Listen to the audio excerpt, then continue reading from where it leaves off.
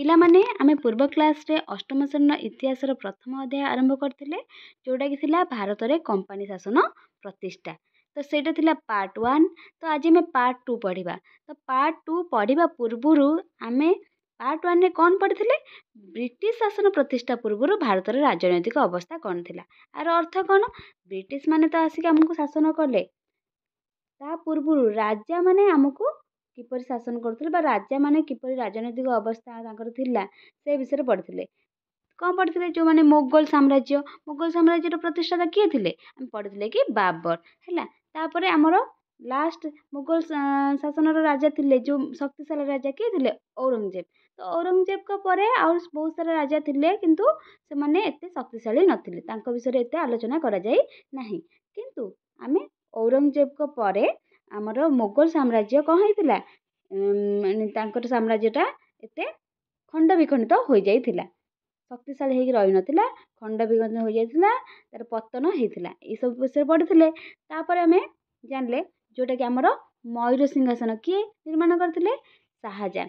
ଶାହାଜାହାନ ଯେଉଁ ମୟୂର ସିଂହାସନ ନିର୍ମାଣ କରିଥିଲେ, ଆଚ୍ଛା କମେଣ୍ଟରେ କହିବ ତମ ପାଇଁ ଗୋଟେ କୋଶ୍ଚିନ୍, ସେଇଟାକୁ କିଏ ଲୁଣ୍ଠନ କରିଥିଲେ? ବୁଝିହେଲା? ଏଇଟା ଗୋଟେ କୋଶ୍ଚିନ୍ ରହିଲା। ଆଉ ଗୋଟେ କୋଶ୍ଚିନ୍, ଆମର ଶିଖ ମାନେ ଯେଉଁ 12ଗୋଟି ସଂଘରେ ବିଭକ୍ତ ହେଉଥିଲେ, ତାକୁ କ'ଣ କୁହାଯାଉଥିଲା? ବୁଝିଲା କି? 12ଗୋଟି ସଂଘରେ ଯେଉଁ ସଂଗଠିତ ହେଉଥିଲେ ତାକୁ କ'ଣ କୁହାଯାଉଥିଲା? ବୁଝିଲା? ଆଉ ଗୋଟେ କୋଶ୍ଚିନ୍ କି ପ୍ରଧାନମନ୍ତ୍ରୀକୁ ସେ ସମୟରେ କ'ଣ କୁହାଯାଉଥିଲା? ହେଲା, ଏ ବିଷୟରେ ଆମେ ପଢ଼ିଥିଲେ। ଆଉ ଏସବୁ କୋଶ୍ଚିନ୍ ତମ ପାଇଁ ରହିଲା କି କମେଣ୍ଟ ସେକ୍ସନରେ କହିବ। ତ ଏବେ ଆମେ ପଢ଼ିବା କି ପାର୍ଟ 2, ଯେଉଁଟାକି ପର୍ତ୍ତୁଗୀଜ। ତ ରାଜାମାନେ ଆମକୁ ଶାସନ କଲେ। ତ ରାଜାମାନଙ୍କ ଶାସନ ବିସ୍ତାର ବା ତାଙ୍କର ରାଜନୈତିକ ଅବସ୍ଥା ପରେ ଆମ ଭାରତକୁ କେଉଁମାନେ ଆସିଥିଲେ? ବ୍ରିଟିଶ ମାନେ ଆସିଥିଲେ। ତ ଫାଷ୍ଟ କିଏ ଆସିଥିଲେ? ପର୍ତ୍ତୁଗୀଜ ଆସିଥିଲେ। ତାପରେ ଦିନାମାର, ଓଲନ୍ଦାଜ, ଏମାନେ ସବୁ ଆସିଥିଲେ। ତାପରେ ବ୍ରିଟିଶ ମାନେ ଲାଷ୍ଟରୁ ଆସିକି ଆମ ଦେଶରେ ରହିକି ଆମକୁ ଶାସନ କରିବାକୁ ଲାଗିଲେ। ତ ଦେଖିବା ପର୍ତ୍ତୁଗୀଜ କେବେ ଆସିଥିଲେ?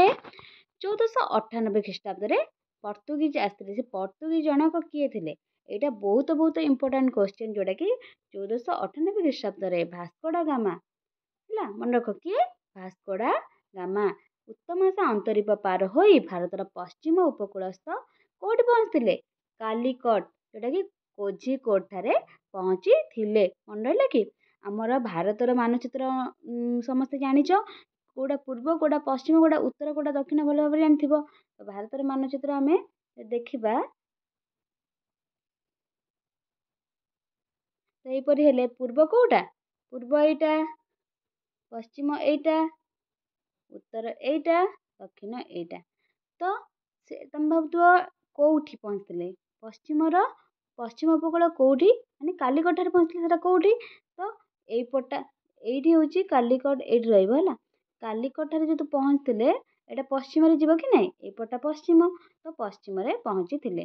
ଆମେ ପର୍ଟିକୁଲାର କହିବାକୁ ଗଲେ ଏଇଟା ଦକ୍ଷିଣ ହେଲେ ଦକ୍ଷିଣ ପଶ୍ଚିମ ଦିଗରେ ଆସିକି କିଏ ପହଞ୍ଚିଥିଲେ? ଭାସ୍କୋ ଡା ଗାମା ପହଞ୍ଚିଥିଲେ। କେବେ? ମନେ ରଖ, 1498 ଖ୍ରୀଷ୍ଟାବ୍ଦ। ମନେ ରହିଲା? ତାପରେ ସେଠି କିଏ ଥିଲେ? ଜାମୋରିନ ଉପାଧିକାରୀ ଜଣେ ହିନ୍ଦୁ ରାଜା ସେଇ ଅଞ୍ଚଳର ଶାସକ ଥିଲେ। କିଏ ଥିଲେ? ଜାମୋରିନ। ଭାସ୍କୋ ଡା ଗାମା ଜାମୋରିନଙ୍କ ଦରବାରରେ ପହଞ୍ଚି ପର୍ତ୍ତୁଗୀଜ ମାନଙ୍କୁ ବାଣିଜ୍ୟ କରିବାକୁ ଅନୁମତି ଦେବା ପାଇଁ ଅନୁରୋଧ କରିଥିଲେ। କିଏ କରିଥିଲେ? ଆମର ଭାସ୍କୋ ଡା ଗାମା, ଆମର ନୁହଁ ତ ପର୍ତ୍ତୁଗୀଜ ମାନଙ୍କର। ବୁଝିଲେ କି? ପର୍ତ୍ତୁଗୀଜ ମାନଙ୍କର ରାଜା ଯିଏ ଥିଲେ ଭାସ୍କୋ ଡା ଗାମା, ସିଏ ଆସିକି ଜାମୋରିନ, ଆମ ଭାରତର ରାଜା ଥିଲେ ଜାମୋରିନ, ତାଙ୍କ ନିକଟରେ ପହଞ୍ଚିକି କ'ଣ କହିଥିଲେ? କି ତାଙ୍କୁ ବାଣିଜ୍ୟ କରିବା ପାଇଁ ଅନୁରୋଧ କରିଥିଲେ, ମାନେ ଅନୁମତି ଦେବା ପାଇଁ ଅନୁରୋଧ କରିଥିଲେ। ତ ଏମାନେ ସବୁ ଆସୁଥିଲେ କ'ଣ ପାଇଁ? ବାଣିଜ୍ୟ ଉଦ୍ଦେଶ୍ୟରେ ଆସୁଥିଲେ, ବାଣିଜ୍ୟ କାରବାର କରିବେ ଆଉ ପୁଣି ଫେରିଯିବେ। କିନ୍ତୁ ଏମାନେ ଯେ ବାଣିଜ୍ୟ କରିବାକୁ ଆସି ଆସ୍ତେ ଆସ୍ତେ ଶାସନ ମାନେ ଏଠି ଉପନିବେଶ ଭାବନା ସ୍ଥାପନ କରିକି ରହିବାକୁ ଲାଗିଲେ। ହେଲା, ଯେଉଁ ଲାଷ୍ଟରେ ଆସିଲେ ଆମର ଯେଉଁ ବ୍ରିଟିଶ ମାନେ, ସେମାନେ ବହୁତ ଦିନ ପର୍ଯ୍ୟନ୍ତ ଆମ ଭାରତରେ ରହିକି ଆମକୁ ଶାସନ କରିବାକୁ ଲାଗିଲେ। କିନ୍ତୁ ସେମାନେ କେଉଁ ଉଦ୍ଦେଶ୍ୟରେ ଆସିଥିଲେ? ବାଣିଜ୍ୟ କରିବା ଉଦ୍ଦେଶ୍ୟରେ ଆସିଥିଲେ। ବୁଝିପାରିଲ? ରାଜା ତାଙ୍କ ଅନୁରୋଧ ରକ୍ଷା କରି ପର୍ତ୍ତୁଗୀଜ ମାନଙ୍କୁ ବାଣିଜ୍ୟ କରିବା ପାଇଁ ଅନୁମତି ଦେଇଥିଲେ। ହେଲା, ମନେ ରହିଲା? ଫଳରେ ପର୍ତ୍ତୁଗୀଜ ମାନେ ଭାରତରେ ବାଣିଜ୍ୟ କୋଠି ପ୍ରତିଷ୍ଠା କରିଥିଲେ।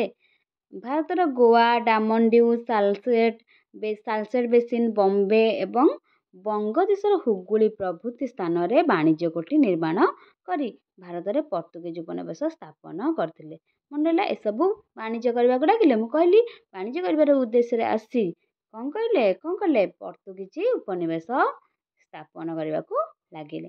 ଭାରତରେ ପର୍ତ୍ତୁଗୀଜ ଅଧିକୃତ ଅଞ୍ଚଳର ଗଭର୍ଣ୍ଣର ଭାବେ ଆଲବୁକର୍କ ନିଯୁକ୍ତି ହୋଇଥିଲେ। ତାହେଲେ ପର୍ତ୍ତୁଗୀଜ ଅଧିକୃତ ଅଞ୍ଚଳର ଗଭର୍ଣ୍ଣର କିଏ ହେଇଥିଲେ? ଆଲବୁକର୍କ। ମନେ ରହିଲା, ସେ ଏକ ବିରାଟ ନୌଶକ୍ତି ଗଠନ କରି ପର୍ତ୍ତୁଗୀଜ ମାନଙ୍କ ପ୍ରତିପତ୍ତି ବୃଦ୍ଧି କରିଥିଲେ। ଏତିକି ବୁଝିପାରିଲ। ତାପରେ ସପ୍ତଦଶ ଶତାବ୍ଦୀର ପ୍ରଥମ ଭାଗରେ ପର୍ତ୍ତୁଗୀଜ ମାନେ ଜଳଦସ୍ୟୁ ବୃତ୍ତି କରି ଏବଂ ଅନ୍ୟ ଦେଶର ବାଣିଜ୍ୟ ତରିକୁ ଲୁଣ୍ଠନ କରି ନିଜର ବ୍ୟବସାୟର ପ୍ରସାର କରିଚାଲିଲେ। ଭାରତୀୟମାନଙ୍କୁ ଖ୍ରୀଷ୍ଟ ଧର୍ମରେ ଦୀକ୍ଷିତ କରାଇ ଖ୍ରୀଷ୍ଟ ଧର୍ମର ପ୍ରସାର କରାଇଥିଲେ। କିଏ? ଏଇ ଯୋଉ ପର୍ତ୍ତୁଗୀଜ ମାନେ ଆସିକି ଭାରତୀୟମାନଙ୍କୁ ଖ୍ରୀଷ୍ଟ ଧର୍ମରେ ଦୀକ୍ଷିତ କରାଇ କଣ କରିଥିଲେ? ଖ୍ରୀଷ୍ଟ ଧର୍ମର ପ୍ରସାର କରାଇଥିଲେ। ଫଳରେ ମୋଗଲ ସମ୍ରାଟ ମାନେ ସେମାନଙ୍କୁ ବାଧା ଦେଇଥିଲେ। ସେତେବେଳେ ରାଜା କିଏ ଥିଲେ? ମୋଗଲ ସାମ୍ରାଜ୍ୟ ଥିଲା। ବୁଝିଲା କି? ଶେଷରେ ଇଂରେଜ ଓ ଡଚ୍ ବା ଓଲନ୍ଦାଜ, ଡଚ୍ ଯୋଉମାନଙ୍କୁ କୁହାଯାଏ, ଓଲନ୍ଦାଜ ସେମାନଙ୍କୁ କୁହାଯାଏ, ସହିତ ପ୍ରବଳ ପ୍ରତିଦ୍ୱନ୍ଦିତାର ସମ୍ମୁଖୀନ ହୋଇ ସେମାନଙ୍କ ବାଣିଜ୍ୟ କୋଠି ହରାଇଥିଲେ। 1962 ମସିହା ପର୍ଯ୍ୟନ୍ତ ଗୋଆ, ଡାମନ ଡିଉ ସେମାନଙ୍କର ଅଧିକାର ଥିଲା। ସେହି ବର୍ଷ ସ୍ୱାଧୀନ ଭାରତ ସରକାର ଏହି ଅଞ୍ଚଳ ଗୁଡ଼ିକ ଅଧିକାର କରିବାରୁ ପର୍ତ୍ତୁଗୀଜ ମାନଙ୍କ ଉପନିବେଶ ଭାରତରୁ ଲୋପ ପାଇଲା। କେବେ? 1961ରେ।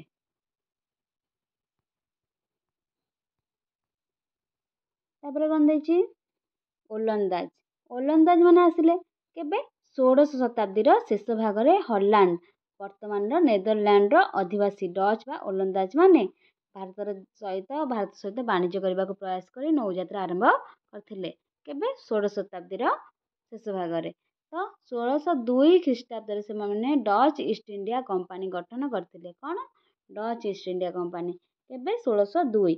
ଭାରତରେ ପ୍ରବେଶ କରିବା ପରେ ସେମାନେ ପର୍ତ୍ତୁଗୀଜ ମାନଙ୍କ ସହିତ ତୀବ୍ର ପ୍ରତିଯୋଗିତାର ସମ୍ମୁଖୀନ ହୋଇଥିଲେ। ଆଚ୍ଛା ତୁମେ କହିବ 16ଶ ଶତାବ୍ଦୀର ଶେଷ ଭାଗରେ ମାନେ ଏଠି 16ଶ ତ ଆରମ୍ଭ ହେଇଛି, 1602 କାହିଁକି ଲେଖାଯାଇଛି? 16ଶ ଶତାବ୍ଦୀ ମାନେ 1500ରୁ 1600, ସେଇଟାକୁ କୁହାଯାଏ 16ଶ ଶତାବ୍ଦୀ। ବୁଝିଲ କି? ତ 16ଶ ଶତାବ୍ଦୀ ଶେଷ ଭାଗ କାହିଁକି କୁହାଗଲା? କାହିଁକିନା ଏଟା 1600 ପାର ହେଇଯାଉଛି, ତ ତେଣୁ 16ଶ ଶତାବ୍ଦୀର ଶେଷ ଭାଗରେ କୁହାଗଲା। ସେମାନେ ଆସିଥିଲେ, କିନ୍ତୁ କମ୍ପାନୀ କେବେ ସ୍ଥାପନ କରିଥିଲେ? 1602 ଖ୍ରୀଷ୍ଟାବ୍ଦରେ। ବୁଝିଲେ କି? ତାପରେ ସେମାନେ ପର୍ତ୍ତୁଗୀଜ ମାନଙ୍କ ସହିତ ସଂଘର୍ଷ କରି ସେମାନଙ୍କର ଅନେକ ବାଣିଜ୍ୟ କୋଠିକୁ ଦଖଲ କଲେ। ଗୁଜୁରାଟ, କରମଣ୍ଡଳ ଉପକୂଳ, ବଙ୍ଗଦେଶ, ବାଲେଶ୍ୱର, କୋଚିନ୍ ଆଦି ସ୍ଥାନରେ ସେମାନେ ବାଣିଜ୍ୟ କୋଠି ସ୍ଥାପନ କଲେ। ଭାରତରେ ଏକଚାଟିଆ ବ୍ୟବସାୟ କରି ସାମ୍ରାଜ୍ୟ ବିସ୍ତାର କରିବା ପାଇଁ ଚେଷ୍ଟା କଲା ବେଳେ ଇଂରେଜ ମାନଙ୍କ ସହିତ ସେମାନଙ୍କର ସଂଘର୍ଷ ହୋଇଥିଲା। ଶେଷରେ ଇଂରେଜ ମାନଙ୍କ ଠାରୁ ପରାସ୍ତ ହୋଇ ଭାରତରୁ ବିଦାୟ ନେଇ ଇଣ୍ଡୋନେସିଆର ଜାଭା ଏବଂ ସୁମାତ୍ରା ଅଞ୍ଚଳକୁ ବାଣିଜ୍ୟ କରିବାକୁ ପଳାଇ ଗଲେ। ବୁଝିହେଲା କି? ତାପରେ ଆସିଲେ କିଏ? ଦିନାମାର। ତା ପୂର୍ବରୁ କିଏ ଆସିଥିଲେ? ଓଲନ୍ଦାଜ। ତା ପୂର୍ବରୁ କିଏ? ପର୍ତ୍ତୁଗୀଜ। ମନେ ରହିଲା? ତ ଦିନାମାର ଡେନମାର୍କର ଅଧିବାସୀ, ଡେନ୍ସକୁ ଓଡ଼ିଆରେ ଦିନାମାର କୁହାଯାଏ। ଆଚ୍ଛା, ଓଲନ୍ଦାଜ ମାନଙ୍କୁ ଆଉ ଗୋଟେ କଣ କୁହାଯାଏ? ଡଚ୍ ବା ଓଲନ୍ଦାଜ। ବୁଝିହେଲା କି? ସେମାନେ ଗୋଟିଏ ବାଣିଜ୍ୟିକ କମ୍ପାନୀ ଗଠନ କରି ଭାରତରେ ବାଣିଜ୍ୟ କରିବାକୁ ଆସିଥିଲେ। କିଏ? ଏଇ ଦିନାମାର ମାନେ। ତ ଡେନମାର୍କର ଅଧିବାସୀଙ୍କୁ ଡେନ୍ସ ଓଡ଼ିଆରେ ଦିନାମାର କୁହାଯାଉଥିଲା। ସେମାନେ ବଙ୍ଗଦେଶର ଶ୍ରୀରାମପୁର ଠାରେ ବାଣିଜ୍ୟ କୋଠି ସ୍ଥାପନ ବା ପ୍ରତିଷ୍ଠା କରିଥିଲେ। ପରେ ଇଂରେଜ ମାନଙ୍କୁ ସେମାନଙ୍କ ବାଣିଜ୍ୟ କୋଠି ବିକ୍ରୟ କରି ଭାରତରୁ ବିଦାୟ ନେଇଥିଲେ। ଏମାନେ ସବୁ ବିଦାୟ ନେଇଗଲେ। ଏବେ ଆସିଲେ କି ବ୍ରିଟିଶ ଇଷ୍ଟ ଇଣ୍ଡିଆ କମ୍ପାନୀ। ତ କିଏ? ବ୍ରିଟିଶ ମାନେ କିଏ? ଇଂରେଜ। ତ ଇଂରେଜ ମାନେ କିପରି ଆମର ଭାରତକୁ ଆସିକି ବାଣିଜ୍ୟ କରିବା ଉଦ୍ଦେଶ୍ୟରେ ଏଠାରେ ରହିକି କମ୍ପାନୀ ସ୍ଥାପନ କଲେ, ତା ସହିତ ଆମକୁ ଶାସନ କରିବାକୁ ଲାଗିଲେ। ଏଇଟା ବୁଝିବା। ତ ଇଂଲଣ୍ଡର ରାଣୀ କିଏ ଥିଲେ? ପ୍ରଥମ ଏଲିଜାବେଥ। ତାଙ୍କର ରାଜତ୍ୱ କାଳର ଶେଷ ଭାଗକୁ ଇଂଲଣ୍ଡର ଦଳେ ବଣିକ ବା ନାବିକ ପ୍ରାଚ୍ୟ ଦେଶ ସହିତ ବାଣିଜ୍ୟ କରିବା ପାଇଁ ରାଣୀଙ୍କର ଅନୁମତି ଭିକ୍ଷା କରିଥିଲେ। 1600 ଖ୍ରୀଷ୍ଟାବ୍ଦରେ ରାଣୀ ସେମାନଙ୍କ ପ୍ରାର୍ଥନା ମଞ୍ଜୁର କରି ପ୍ରାଚ୍ୟ ଦେଶ ସହିତ ବାଣିଜ୍ୟ କରିବାକୁ ଏକ ସନନ୍ଦ ପ୍ରଦାନ କରିଥିଲେ। ରାଣୀଙ୍କ ସନନ୍ଦ ପାଇଥିବା company British East India company ନାମରେ ନାମିତ ହୋଇଥିଲା। ତାପରେ 1609 ଖ୍ରୀଷ୍ଟାବ୍ଦରେ ଇଂଲଣ୍ଡର ରାଜା ପ୍ରଥମ ଜେମ୍ସ କମ୍ପାନୀର କ୍ୟାପ୍ଟେନ୍ ହକିନ୍ସକୁ ଜାହାଙ୍ଗୀରଙ୍କ ଦରବାରକୁ ପଠାଇଥିଲେ। ବହୁତ ଇମ୍ପୋର୍ଟାଣ୍ଟ କ୍ୱେଶ୍ଚିନ୍ ଏଇଟା ମନେ ରଖ। ତ 1609 ଖ୍ରୀଷ୍ଟାବ୍ଦରେ କ'ଣ ହେଲା ନା ଇଂଲଣ୍ଡର ରାଜା କିଏ ଥିଲେ? ପ୍ରଥମ ଜେମ୍ସ। ସେ କ'ଣ କଲେ କମ୍ପାନୀର କ୍ୟାପ୍ଟେନ୍, ଆମେ ଯେଉଁ ବ୍ରିଟିଶ ଇଷ୍ଟ ଇଣ୍ଡିଆ କମ୍ପାନୀ ନାଁ ଦିଆଗଲା ତାର କ୍ୟାପ୍ଟେନ୍ ଜଣକୁ ରଖାଗଲା। ସେ କ୍ୟାପ୍ଟେନ୍ ହକିନ୍ସକୁ ତାଙ୍କ ନାଁ ଥିଲା ହକିନ୍ସ। ଜାହାଙ୍ଗୀର ସେତେବେଳେ ଯେଉଁ ମୋଗଲ ସାମ୍ରାଜ୍ୟର ରାଜା ଥିଲେ ଜାହାଙ୍ଗୀରଙ୍କ ଦରବାରକୁ ପଠାଇଥିଲେ। ହକିନ୍ସଙ୍କ ଅନୁରୋଧ କ୍ରମେ ଜାହାଙ୍ଗୀର ଇଂରେଜମାନଙ୍କୁ ସୁରତଠାରେ ଏକ ସ୍ଥାୟୀ ବସତି ସ୍ଥାପନ କରିବା ପାଇଁ ଆଦେଶ ପତ୍ର ଦେଇଥିଲେ। ଏହାର ଅଳ୍ପ ଦିନ ପରେ 1615 ଖ୍ରୀଷ୍ଟାବ୍ଦରେ ଇଂଲଣ୍ଡର ରାଜଦୂତ ଆଇଲେ। ସେ କିଏ ଥିଲେ? ସାର୍ ଟମାସ ରୋ ଜାହାଙ୍ଗୀରଙ୍କ ଦରବାରକୁ ଆସି, ତ ଇଂଲଣ୍ଡର ରାଜଦୂତ ମନେ ରଖ ସାର୍ ଟମାସ ରୋ। ଫାଷ୍ଟ କିଏ ଆସିଥିଲେ? ପ୍ରଥମ ଜେମ୍ସ କାହାକୁ ପଠାଇଥିଲେ? କ୍ୟାପ୍ଟେନ୍ ହକିନ୍ସକୁ। ତାପରେ କିଏ ଆସିଲେ 1615ରେ? ଇଂଲଣ୍ଡର ରାଜଦୂତ ସାର୍ ଟମାସ ରୋ ଜାହାଙ୍ଗୀରଙ୍କ ଦରବାରକୁ ଆସି ଜାହାଙ୍ଗୀରଙ୍କ ସହ ଘନିଷ୍ଠ ସମ୍ପର୍କ ସ୍ଥାପନ କରିଥିଲେ ଏବଂ ନାନା ପ୍ରକାର ବାଣିଜ୍ୟ ସୁବିଧା ପାଇଁ କୋଠି ନିର୍ମାଣର ଅଧିକାର ହାସଲ କରିଥିଲେ। ଫଳରେ ଇଂରେଜ କମ୍ପାନୀ ଭାରତର ପୂର୍ବ ଓ ପଶ୍ଚିମ ଉପକୂଳ ତଥା ଦେଶର ଦୂରବର୍ତ୍ତୀ ସ୍ଥାନମାନଙ୍କର ବାଣିଜ୍ୟ କୋଠି ନିର୍ମାଣ କରିଥିଲେ। ସେଗୁଡ଼ିକ ମଧ୍ୟରେ ମଛଲିପଟ୍ଟନମ, ମହାନଦୀ ମୁହାଣସ୍ଥିତ ହରିପୁର, ବାଲେଶ୍ୱର, ହୁଗୁଳି, ପାଟନା ଓ କାସିମ ବଜାର ପ୍ରଭୃତି ଉଲ୍ଲେଖଯୋଗ୍ୟ। ମାନ୍ଦ୍ରାଜ ଯେଉଁଟାକି ଚେନ୍ନାଇ, ବମ୍ବେ ଯେଉଁଟା ମୁମ୍ବାଇ ଓ କଲିକତା ମାନେ କୋଲକାତା ଇଂରେଜମାନଙ୍କର ପ୍ରଧାନ ବାଣିଜ୍ୟ କେନ୍ଦ୍ର ଥିଲା। ମନେ ରହିଲା କୋଉଟା? ଯେଉଁଟାକି ଚେନ୍ନାଇ, ମୁମ୍ବାଇ ଆଉ କୋଲକାତା। 1639 ଖ୍ରୀଷ୍ଟାବ୍ଦରେ ଇଂରେଜମାନେ ମାନ୍ଦ୍ରାଜଠାରେ ଫୋର୍ଟ ସେଣ୍ଟ ଜର୍ଜ ନିର୍ମାଣ କରିଥିଲେ। କ'ଣ? Fort saint George. ଏହା ବର୍ତ୍ତମାନର ତାମିଲନାଡୁର ଚେନ୍ନାଇଠାରେ ଅବସ୍ଥିତ। ବୁଝିଲା? ସେହିପରି ପର୍ତ୍ତୁଗୀଜମାନଙ୍କ ଅଧୀନରେ ଥିବା ବମ୍ବେକୁ ପର୍ତ୍ତୁଗୀଜର ରାଜା ଇଂଲଣ୍ଡର ରାଜା ଦ୍ୱିତୀୟ ଚାର୍ଲ୍ସଙ୍କୁ ଯୌତିକ ସୂତ୍ରରେ ଦେଇଥିଲେ। ପର୍ତ୍ତୁଗୀଜମାନେ ତାଙ୍କ ଅଧୀନରେ ଥିଲା କ'ଣ ଥିଲା? ବମ୍ବେ। ସେଟା ପର୍ତ୍ତୁଗୀଜର ରାଜା ଥିଲେ ଯିଏ ସେତେବେଳେ ଥିଲେ ସେ ଇଂଲଣ୍ଡର ରାଜା କିଏ ଥିଲେ? ଦ୍ୱିତୀୟ ଚାର୍ଲ୍ସଙ୍କୁ କ'ଣ ପାଇଁ ଦେଇଥିଲେ? ଯୌତିକ ସୂତ୍ରରେ ଦେଇଥିଲେ। ମାନେ ତାଙ୍କର ବିବାହ ବନ୍ଧନ ହେଇଥିବ କାହା ସହିତ ଗୋଟେ କାହାର, ସେଥିପାଇଁ ସେ ରାଜା ଦ୍ୱିତୀୟ ଚାର୍ଲ୍ସଙ୍କୁ ଯୌତିକ ଆକାରରେ ଦେଇଥିଲେ। ମନେ ରହିଲା କି? ଦ୍ୱିତୀୟ ଚାର୍ଲ୍ସ ବମ୍ବେକୁ ଇଷ୍ଟ ଇଣ୍ଡିଆ କମ୍ପାନୀକୁ ହସ୍ତାନ୍ତର କରିବାରୁ ଇଷ୍ଟ ଇଣ୍ଡିଆ କମ୍ପାନୀର ଏଠାରେ ବାଣିଜ୍ୟ କୋଠି 1668ରେ ଗଢ଼ି ଉଠିଥିଲା। 1690ରେ ଇଷ୍ଟ ଇଣ୍ଡିଆ କମ୍ପାନୀ ବଙ୍ଗରେ ହୁଗୁଳି ନଦୀ କୂଳରେ କ'ଣ କରିଥିଲେ? ଫୋର୍ଟ ୱିଲିୟମ ଦୁର୍ଗ ନିର୍ମାଣ କଲେ। ମୋଗଲ ସମ୍ରାଟମାନଙ୍କୁ ପ୍ରଭାବିତ କରି ଏବଂ ଇଂରେଜ କର୍ମଚାରୀଙ୍କୁ ଲାଞ୍ଚ ଦେଇ ସୁଲତାନଟି କଲିକତା ଓ ଗୋବିନ୍ଦପୁର ଗ୍ରାମର ଜମିଦାରୀ ପାଇଲେ। ମନେ ରହିଲା? ତାପରେ ଦେଖିବା କମ୍ପାନୀ କ'ଣ? ଫ୍ରାନ୍ସର ସମ୍ରାଟ ଚତୁର୍ଦ୍ଦଶ ଲୁଇଙ୍କ ମନ୍ତ୍ରୀ କୋଲବର୍ଟଙ୍କ ପୃଷ୍ଠପୋଷକତାରେ 1664 ଖ୍ରୀଷ୍ଟାବ୍ଦରେ ଫରାସୀ ଇଷ୍ଟ ଇଣ୍ଡିଆ କମ୍ପାନୀ ଗଠିତ ହୋଇଥିଲା। 1664ରେ। ମୋଗଲ ସମ୍ରାଟ ଥିଲେ ସେତେବେଳେ ଔରଙ୍ଗଜେବ। ତାଙ୍କର ଅନୁମତି ପାଇଁ ଫରାସୀ ଇଷ୍ଟ ଇଣ୍ଡିଆ କମ୍ପାନୀ ସୁରତଠାରେ ବାଣିଜ୍ୟ କୋଠି ନିର୍ମାଣ କଲେ। ପରେ କମ୍ପାନୀ ମଛଲିପଟ୍ଟନମ, ପଣ୍ଡିଚେରୀ ଯେଉଁଟାକି ପୁଦୁଚେରୀ ଓ ବଙ୍ଗଳାର ଚନ୍ଦନନଗରଠାରେ ବାଣିଜ୍ୟ କୋଠି ନିର୍ମାଣ କଲେ। ଫ୍ରାଙ୍କୋ ଏମାର୍ଟିନ ନାମକ ଫରାସୀ ବ୍ୟକ୍ତି ବିଜାପୁର ରାଜାଙ୍କଠାରୁ ପଣ୍ଡିଚେରୀ ବା ପୁଦୁଚେରୀ ହାସଲ କରି ସେଠାରେ ୟୁରୋପୀୟ ସୈନ୍ୟ ଏବଂ 500 ଭାରତୀୟମାନଙ୍କୁ ପାଶ୍ଚାତ୍ୟ ଯୁଦ୍ଧ ରୀତିରେ ଶିକ୍ଷା ଦେଲେ। ପଣ୍ଡିଚେରୀ ଫରାସୀମାନଙ୍କ ସାମରିକ ଶିବିର ରୂପେ ବ୍ୟବହୃତ ହେଲା। ପରେ ଫ୍ରାନ୍ସର ବିଚକ୍ଷଣ ରାଜନୀତିକ ଆସିଲେ। କିଏ? ଡୁପ୍ଲେ, ଯେଉଁଟାକି ଚନ୍ଦନନଗରର ଶାସନକର୍ତ୍ତା ରୂପେ ନିଯୁକ୍ତ ହେଲେ। ଫ୍ରାନ୍ସର ଜଣେ ବିଚକ୍ଷଣ ରାଜନୀତିକ ଆସିଲେ ଡୁପ୍ଲେ। ସେ ଚନ୍ଦନନଗରର ଶାସନକର୍ତ୍ତା ହୋଇଥିଲେ। ସେ ଅନୁଭବ କଲେ ଯେ ଇଂରେଜମାନଙ୍କୁ ପ୍ରତିହତ କରିପାରିଲେ ଭାରତରେ ସାମ୍ରାଜ୍ୟ ଗଠନ କରିବା ସମ୍ଭବ ହେବ। ସେ ବହୁତ ବିଚକ୍ଷଣ, ତାଙ୍କର ବୁଦ୍ଧି ଥିଲା। ଫଳରେ ଇଂରେଜ ଓ ଫରାସୀମାନଙ୍କ ମଧ୍ୟରେ ରାଜନୈତିକ ସଂଘର୍ଷ ଆରମ୍ଭ ହୋଇଥିଲା। ବଣିକ ଗୋଷ୍ଠୀ ସଂଘର୍ଷ। ଭାରତରେ ବାଣିଜ୍ୟ କରିବା ଓ ରାଜ୍ୟ ବିସ୍ତାର କରିବା ପାଇଁ ଇଂରେଜ ଓ ଫରାସୀମାନଙ୍କ ମଧ୍ୟରେ ସଂଘର୍ଷର ସୂତ୍ରପାତ ହେଲା। କ'ଣ ପାଇଁ? ବାଣିଜ୍ୟ ବିସ୍ତାର କରିବା ପାଇଁ। କାହା ମଧ୍ୟରେ? ଇଂରେଜ ଆଉ ଫରାସୀମାନଙ୍କ ମଧ୍ୟରେ ସଂଘର୍ଷର ସୂତ୍ରପାତ ହେଲା। ଖାଲି ବାଣିଜ୍ୟ ବିସ୍ତାର ନୁହଁ, ରାଜ୍ୟ ବିସ୍ତାର ମଧ୍ୟ କରିବା ପାଇଁ। ଏହି ସଂଘର୍ଷ କର୍ଣ୍ଣାଟକ ରାଜ୍ୟରୁ ଆରମ୍ଭ ହୋଇଥିଲା। ସେଥିପାଇଁ 3ଟି ସମର ଅଛି, ବା ସମର ମାନେ କ'ଣ? ଯୁଦ୍ଧ।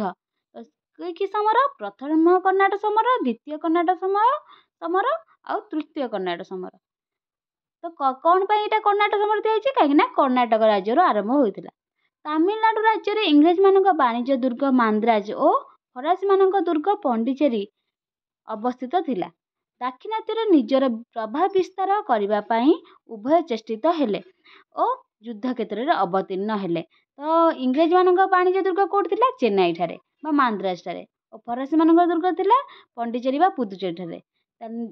ଏଇଟା କୋଉଠି? ଭାରତର କୋଉଠି? ଦାକ୍ଷିଣାତ୍ୟରେ।